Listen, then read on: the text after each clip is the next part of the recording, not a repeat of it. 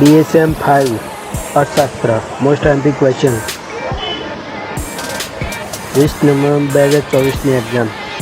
Long question. રાષ્ટ્રીય આવકનો અર્થ સમજાવી. વિવિધ અર્થશાસ્ત્રીઓએ આપેલ વ્યાખ્યા સમજાવો. એના અથવામાં રાષ્ટ્રીય આવક. Long question. JBCના બજાર અંગેના નિયમ દ્વારા પુનઃરોજગારની ધારણાનું સમર્થન કરવું. આ મોસ્ટ આઈએમપી રહેશે. ત્રીજો ક્વેશ્ચન છે નાના મૂલ્યના ફેરફાર અંગે ફિશરે આપેલા સિદ્ધાંત ટીકાત્મક રીતે સમજાવો.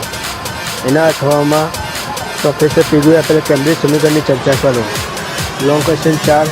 અપૂર્ણ રોજગારી અને પૂર્ણ સપાટી સમતુલા સમજાવો. આ મોસ્ટ આઈએમપી જે એક્ઝામમાં 100% પૂછાવાની શક્યતા છે. ટૂંક નોંધો.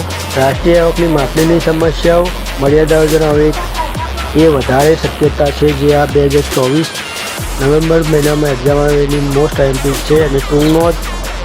બીજી ફિશરના સમીકરણની મર્યાદાઓ જણાવો. આ એક મોસ્ટ આઈએમપી છે જે HSU એક્ઝામ દ્વારા બહાર પાડવામાં આવ્યું છે.